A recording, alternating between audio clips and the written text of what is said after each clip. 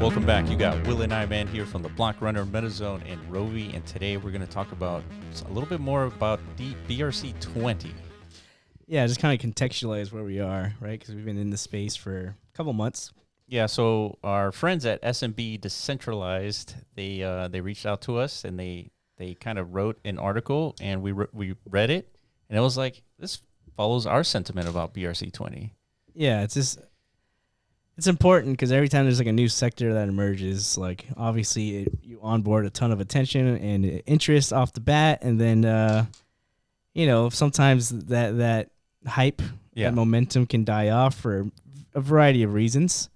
In this case, I think we made those predictions, right? It's like, man, the market kind of just exploded from 20 million when we found it. Yeah, that was the overall market cap of like the whole BRC20 space.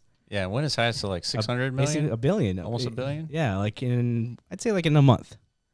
Did you know that we're more than just a YouTube channel? We also built MetaZone, the first app store for the Metaverse. Buy, sell, and explore a new class of digital assets like our flagship game Rovi.ai. Support us by collecting your digital assets through MetaZone at metazone.io.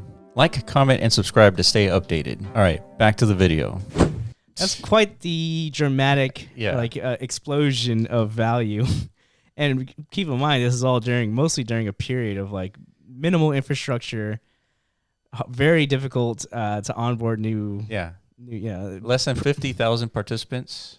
Yeah, pre-sex listings. Once the centralized exchanges actually onboarded, that's when everything started to collapse, right? Basically, it was the exit off-ramp to a lot of the early adopters, right? So we made these predictions. We talked about it. It was like, dude, this is exactly what's going to happen. And in order for this not to be a passing fad, this sector of tokens is going to have to evolve past just memes and something of value, just like ERC20 market is. Yeah. Every other token market has tons of different examples of utility and, DeFi integrations, GameFi, all this stuff. So yeah, that's where we are right now. And kind of going to go over this article that reinforces that and to kind of like paint the trajectory a little bit of like, this is what happens. You got these up and down cycles, but ultimately during the long run, I mean, it's usually just up and to the right. Yeah, so this article is focused on which stage of the cycle we're actually in. Yeah. And he draws a lot of parallels with Ethereum, which is what we do. Of course. I mean, Bitcoin and Ethereum, it's basically the same thing.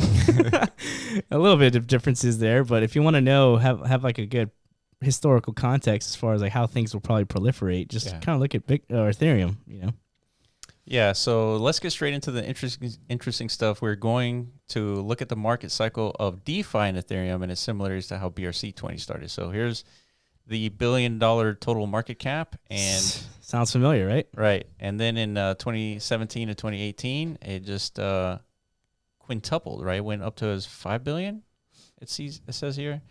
And then it's under $1 billion here. Well, yeah, this is like during the previous cycle, actually. Yeah, right. It was a couple of cycles ago, so it's just to draw that. So you go back to that just chart real quick. Just so the whole idea of this is kind of like, again, to reestablish our bearings, right? So the market did shoot up just like this, up to $1 billion.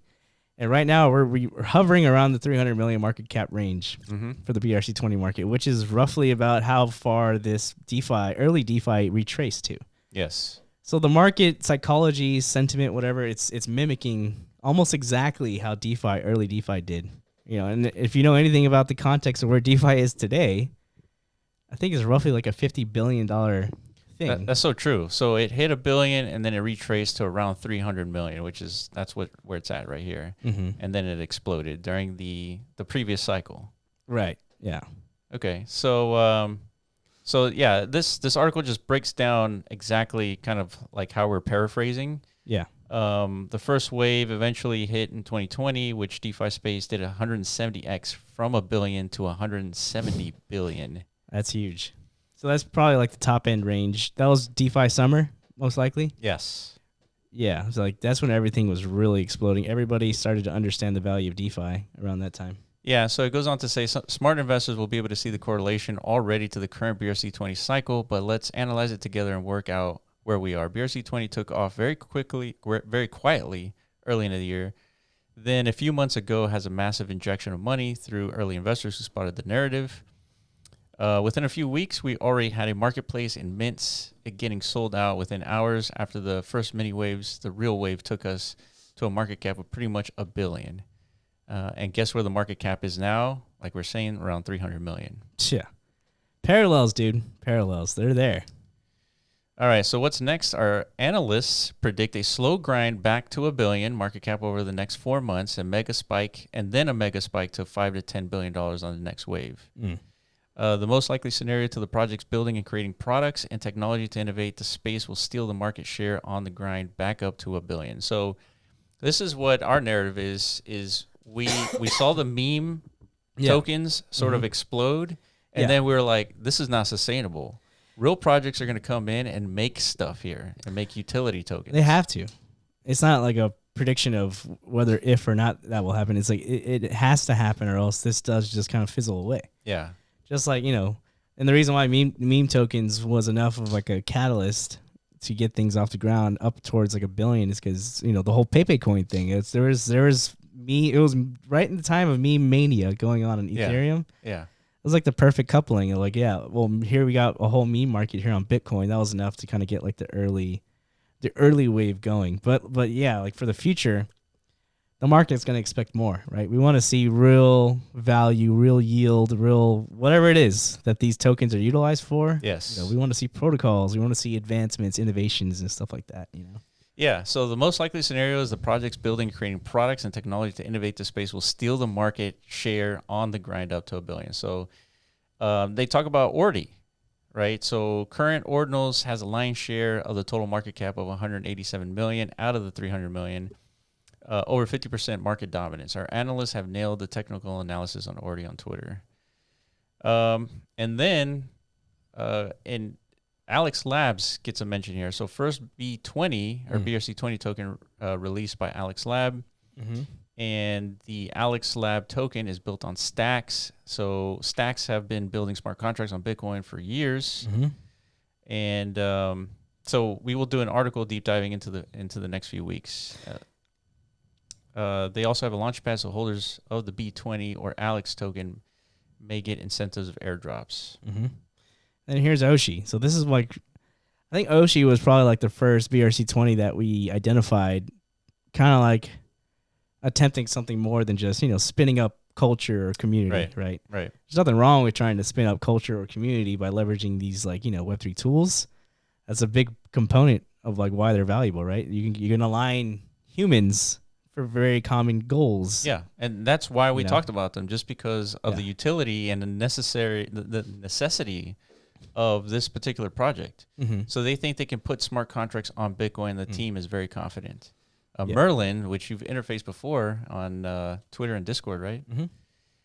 Is an early innovator in the space, and according to his recent tweet, they could have the first draft of liquidity pools on Bitcoin ready in a month or so. Yeah, which is obviously highly speculative. Of course, these are not like small tasks, right? We're asking largely like non-funded, entrepreneurs and developers to create some of the most necessary primitives for an ecosystem to flourish. I mean, it's no easy ask, right? But if you can identify which devs are actually committed and continually building and delivering, progress on these fronts, like that's a big deal, because you never know which one of these is going to be the next, Uniswap, right? Which one's going to be the next Balancer, the next Curve Finance. You don't know. There's so many different primitives that are now being utilized on Ethereum's DeFi ecosystem.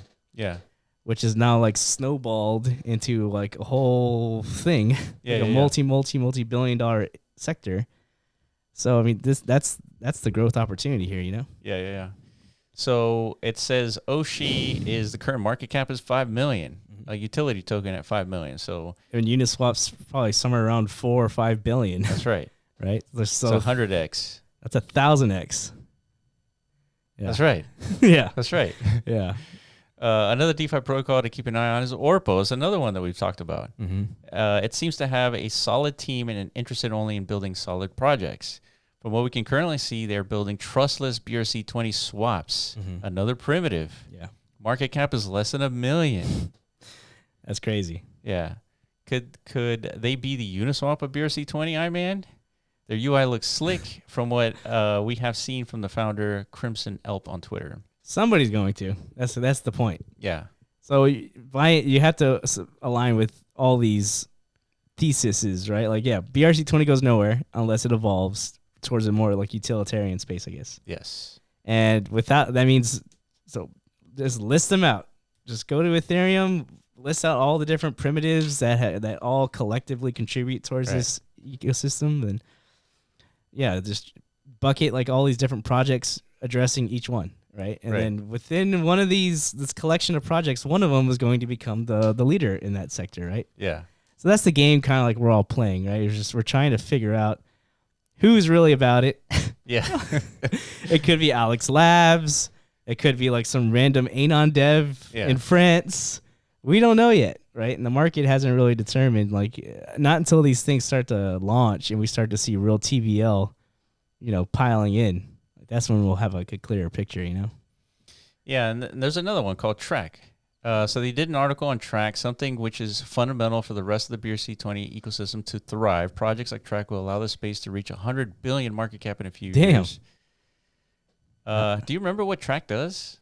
I think we did. Yeah, it literally is. It tracks, dude. It's an indexer. Oh, that's what it was. Okay. The whole indexing problem has been an issue for BRC20s because the whole market relies on like Unisat. 100%. Yeah, I can see why that's an important primitive to get to 100 billion market cap. Well, yeah. Yeah, another indexing protocol is Ohms. There it is. They are launching multiple products by the looks of it, including a marketplace and an indexer, which has a nice UI. Mm-hmm. And then, of course, Launchpads.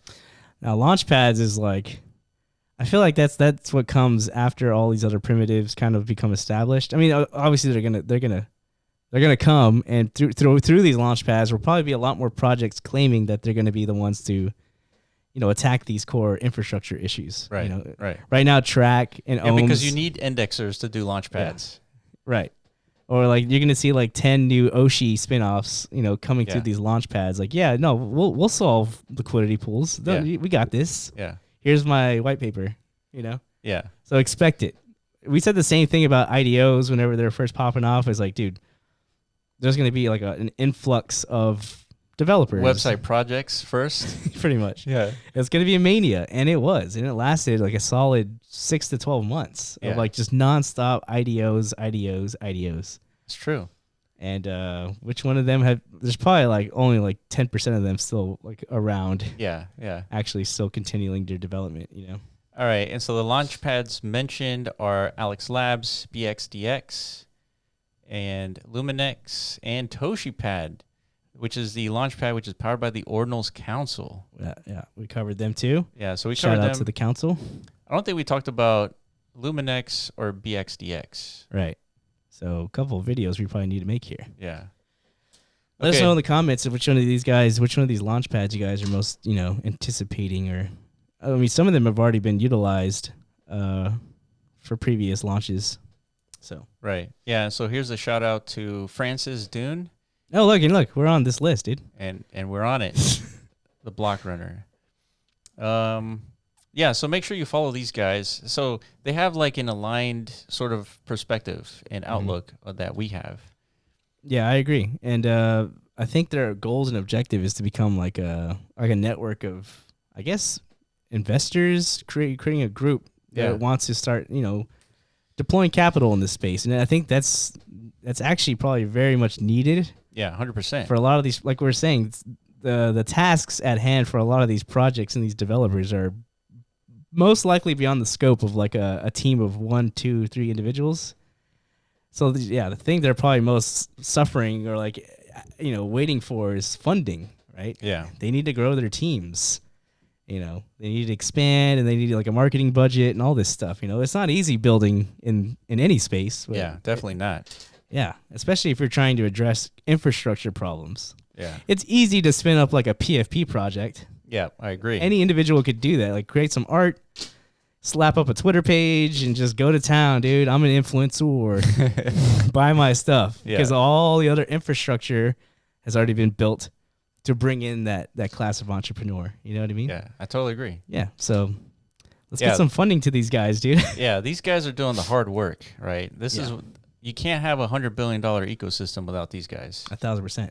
Yeah, and if these guys, if they can't sustain their development, whether it's because the market just never picks back up because there's not enough support for them, and that's bad for everybody. It's bad for Bitcoin. I mean, imagine that. Like this whole market, the sector never takes off just because it never got enough support, financially, enough network support, marketing, community, whatever it is. This stuff needs, we're in that stage where, we got to gear up for the next wave of BRC20 projects, basically. Yeah, so we're exactly aligned with these guys. They say stay away from the hype and bet on the best developers in the space. Yeah.